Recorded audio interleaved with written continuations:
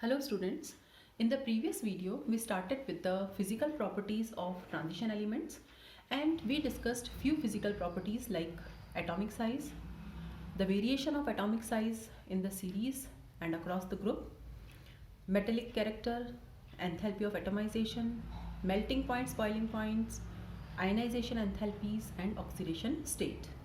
Now today in this video we are going to discuss standard electrode potentials. Okay, why we are discussing standard electrode potentials in D and F block? Standard electrode potential we have learned in chapter electrochemistry. Okay, what is electrode potential? Is this the tendency of a substance either to lose or to gain electron? Now, how to relate the things? So before starting with this standard electrode potential, one important thing is there, that is the magnitude of ionization enthalpy gives the amount of energy required to remove the electrons to form a particular oxidation state of the metal in the compound. Suppose if I say Zn2 plus is stable, it means the amount of energy required to remove 2 electrons from zinc is very less. Okay, so smaller is the value of ionization enthalpy,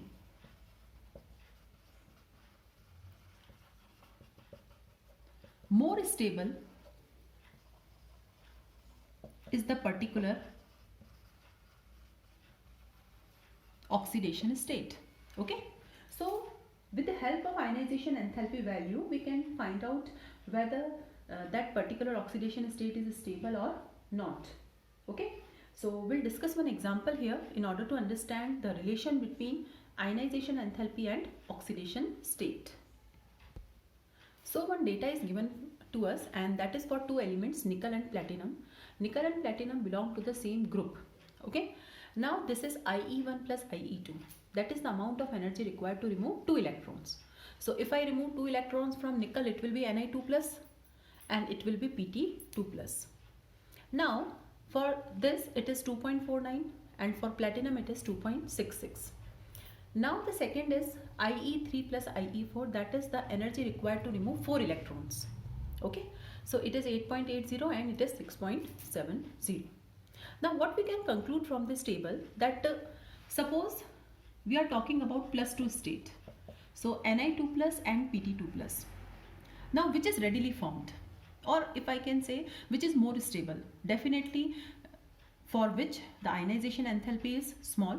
So I can say that Ni2 plus is more stable than Pt2 plus. Okay, and what is the reason behind this? Because the ionization enthalpy for Ni2 plus is lower than that for Pt2 plus. Okay, so those compounds in which the nickel 2 plus state is there, they are more stable than the compounds in which the platinum 2 plus state is there. Now we have to see the stability of Ni4 plus and platinum 4 plus. Okay, now I want to remove 4 electrons. So 4 electrons means I have to add these two. So if I add these two, the value will be 11.29. And if I add these two, it will be 9.36. Now which is the smaller value? Definitely this one. It means Ni4 plus is less stable than Pt4 plus, or platinum 4 plus is more stable than Ni4 plus. Okay, so we can compare the relative stability of the two oxidation state. If we are talking about plus 2 state, the smaller ionization enthalpy lies with nickel. So nickel 2 plus is more stable. But if we are talking about plus 4 state, it has lower ionization enthalpy. So platinum 4 plus is more stable than nickel 4 plus. Or we can say that nickel 2 compounds are more stable than platinum 2 compounds. Or we can say platinum 4 compounds are more stable than nickel 4 compounds. Okay, so the ionization enthalpy help us to find out the stability of a particular oxidation state, but one important thing is there, only in the gaseous phase.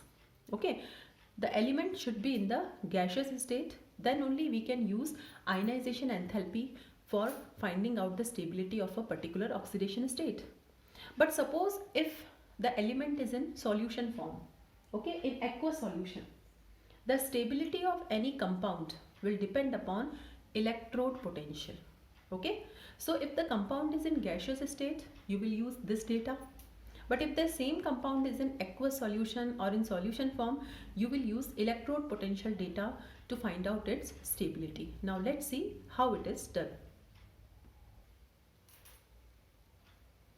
So ionization enthalpy we are using in gaseous phase. Now in aqueous phase, several other factors also starts operating, that is enthalpy of hydration, enthalpy of sublimation, like this. Now how it is done? Suppose I am having a metal which is in solid state and I want to dissolve that metal in the solution. So what I will do, first I will change this solid metal to gaseous state. Now amount of energy required is enthalpy of sublimation, and this sublimation enthalpy is positive because I have to supply the energy. Now I am having metal in the gaseous state, and now what I will do, I will remove electrons from it. So if I am removing electrons from it, it will be changed into M plus gas plus electron. Again I have to supply energy, which is known as ionization enthalpy, and it is also positive. Now the third is, now the metal is in gaseous state. Now I will dissolve this in water. So it will be hydrated or it will change to aqueous state. Now whenever hydration is done, energy is released, that is known as enthalpy of hydration. And this enthalpy of hydration is negative. It is having a negative value. Now there are three energy changes.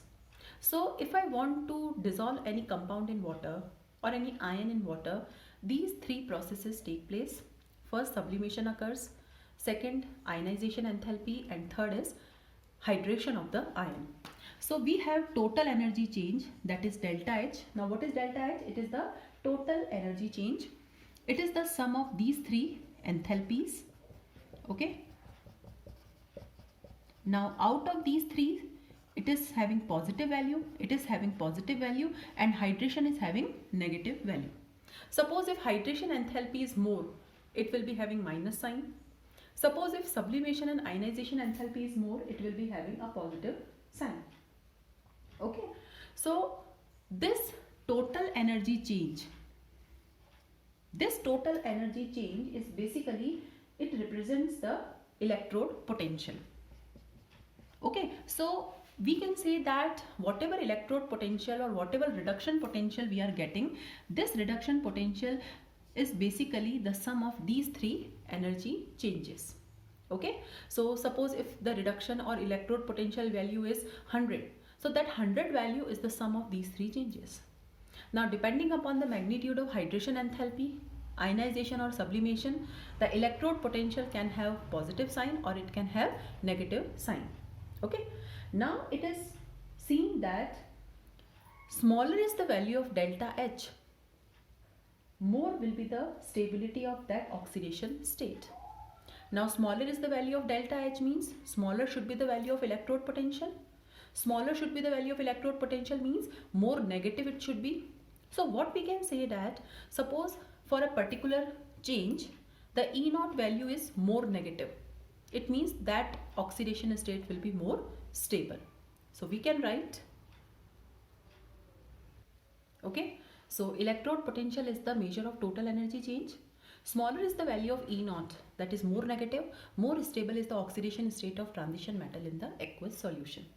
Okay, so we have to find out the overall energy change, whether it is positive or negative, whether it is more negative or less negative, then we can find out the stability of a particular oxidation state.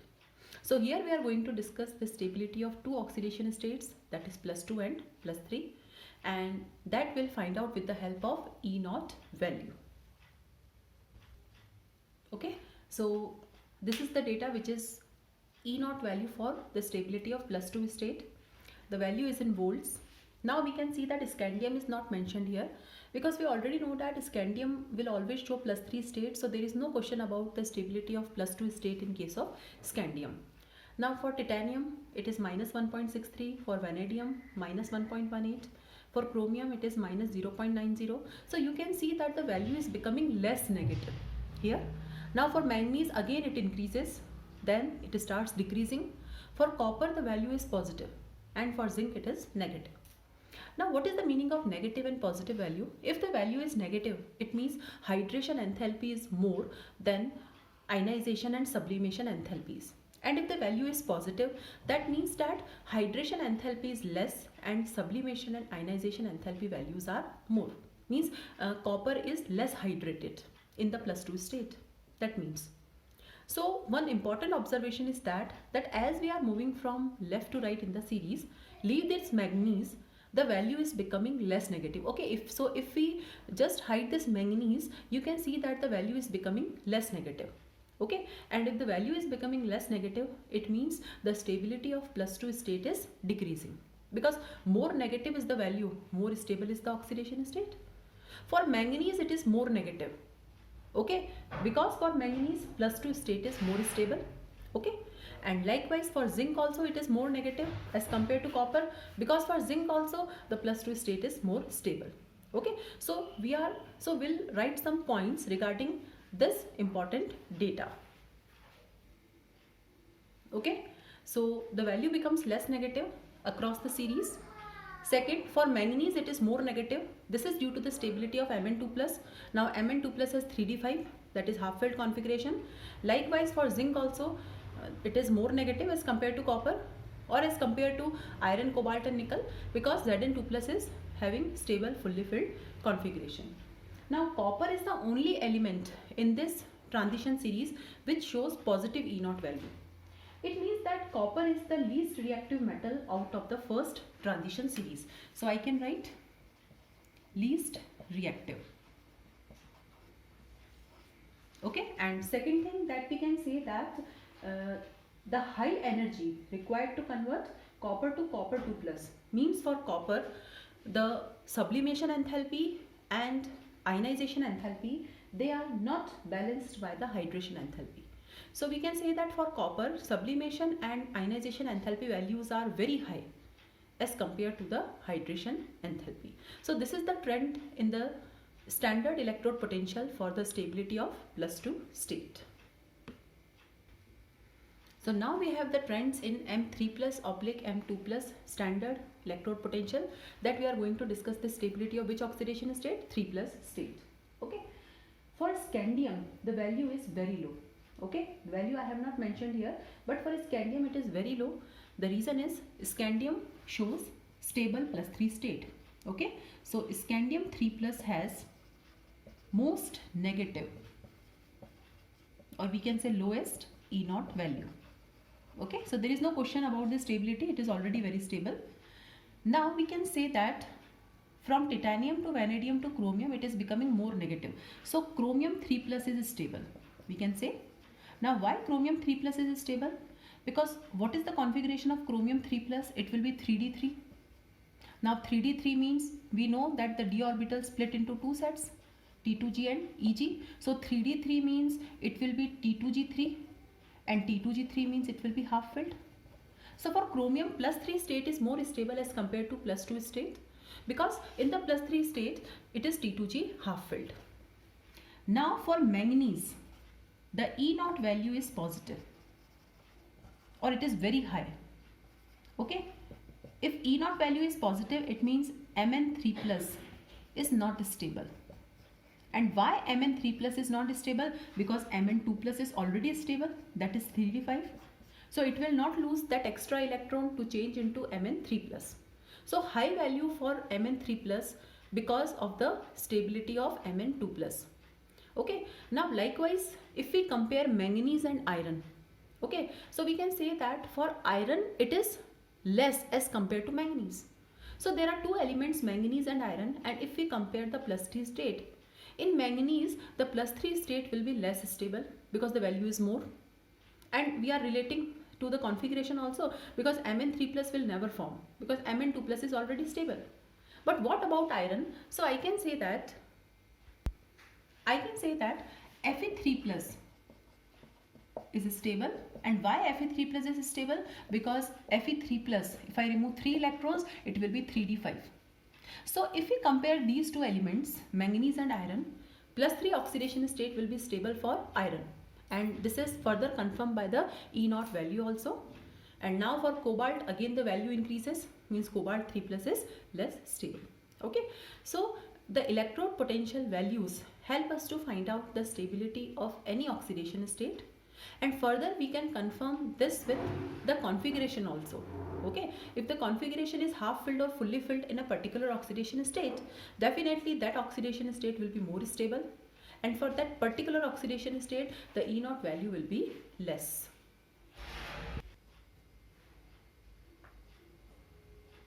Now there are few points regarding the trends in the stability of higher oxidation state, that is more than +3. First is in metal halides. The transition elements react with halogens to form metal halides. Now these reactions require very high activation energy, so they occur at elevated temperatures.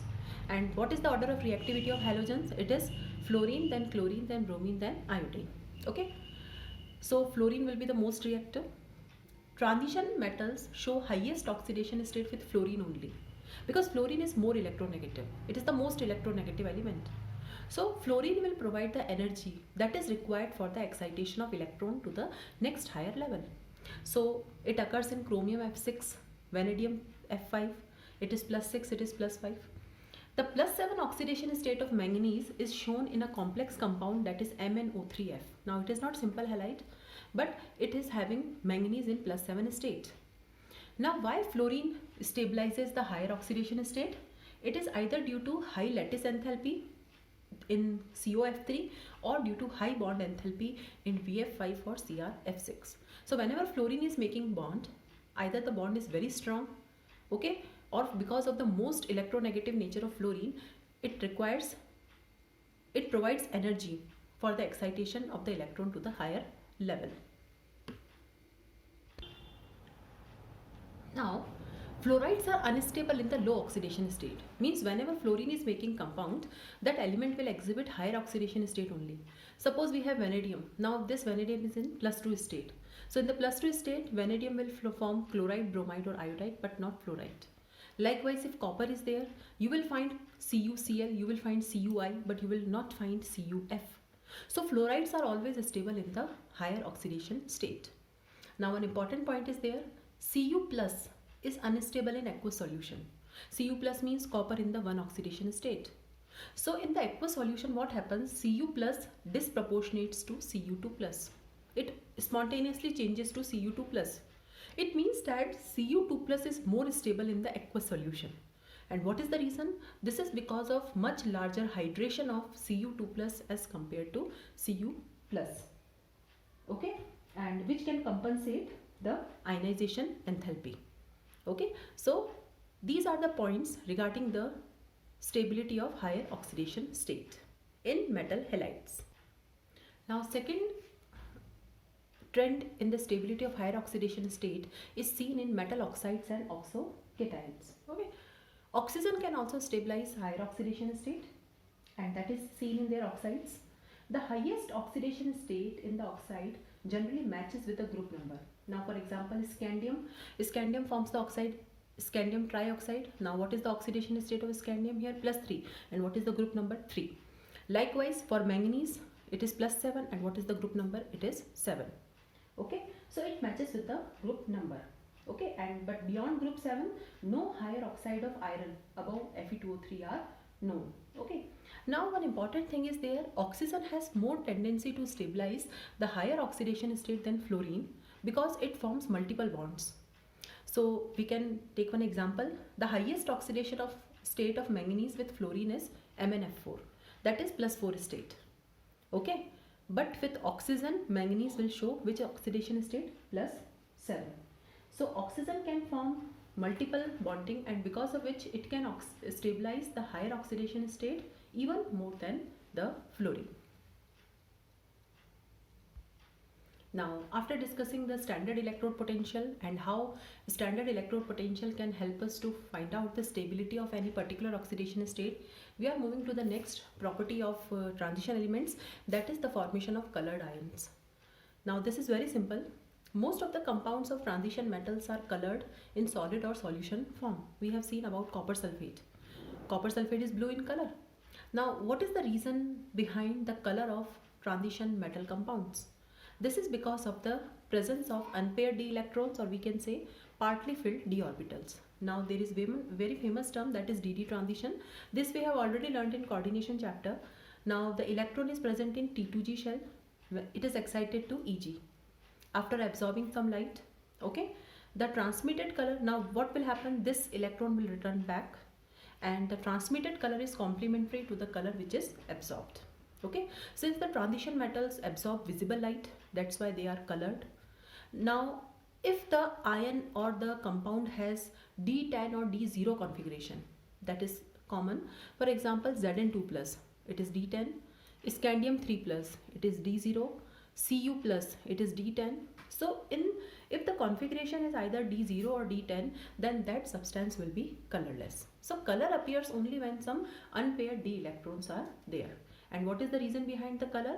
dd transition. Now next is the magnetic properties. The transition metal ions with partly filled d orbitals, that is the configuration is D1 to D9, they are paramagnetic in nature. Now what is the meaning of paramagnetic? Paramagnetic means the substances which are attracted by the magnetic field, and this paramagnetism arises due to the presence of unpaired electrons. Okay, and most of the compounds of transition elements are paramagnetic because they are attracted by magnetic field. Okay, now this magnetic nature is calculated in terms of magnetic moment. It is represented by the symbol mu. And what is mu? It is under root n into n plus 2, where n is the unpaired electron and its unit is Bohr magneton. So what we can say, that as unpaired electrons increase, okay, that is from D1 to D5, this magnetic moment will increase or paramagnetism will also increase. Okay, and after the middle of series, since the unpaired electrons decrease, the paramagnetic character will also decrease. So transition elements exhibit magnetic properties also. And the very famous example is iron. You know, iron shows magnetism. Now next important property of transition metals is their tendency to form complex compounds or the coordination compounds. We have learnt in coordination chemistry that 99.9% of the coordination compounds are formed by D block elements. Only few complexes are there which are formed by F block elements also, but majority are formed by transition elements only or D block elements only. Now why transition metals or D block metals form large number of complex compounds? The first and the important reason is they have small size and high nuclear charge, so they can attract ligands. And second is they possess vacant d orbitals. There is availability of vacant d orbitals so that they can accept the lone pair of electrons which are donated by the ligands. Okay, so transition elements can form large variety of complexes. Now the next important property is catalytic properties. We have seen in organic reactions, most of the catalysts were transition metals and their compounds.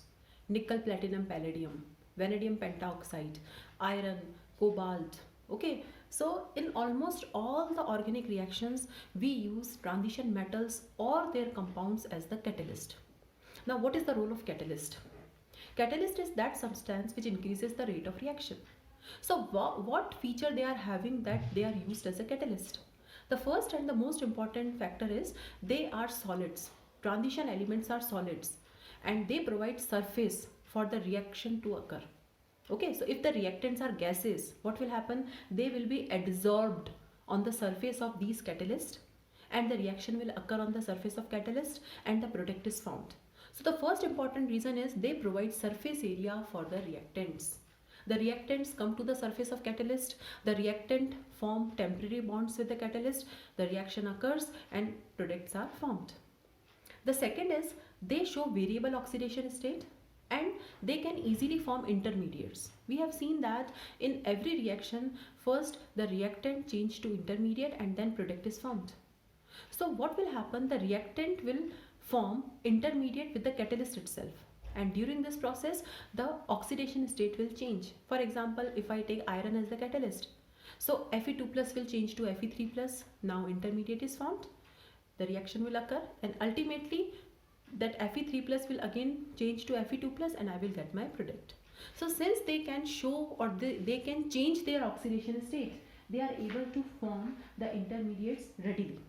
And since the intermediates are formed easily, the reaction will take place at a faster rate. So transition metals also act as a good catalyst. Now next important property is alloy formation. We know about alloys. Alloys are the mixture of two or more metals. The transition metals form a large number of alloys either with other transition metals or with non-transition metals. So we have brass, that is copper plus zinc. We have bronze, that is copper plus tin. We have steel. Steel is an alloy of iron. Now along with iron I can add tungsten, vanadium, molybdenum. Carbon is also there, stainless steel. Okay. Now alloys are better than the parent metals because alloys are very hard and they are resistant to corrosion. We have seen that steel is much better than iron. Steel does not corrode, but iron corrodes easily.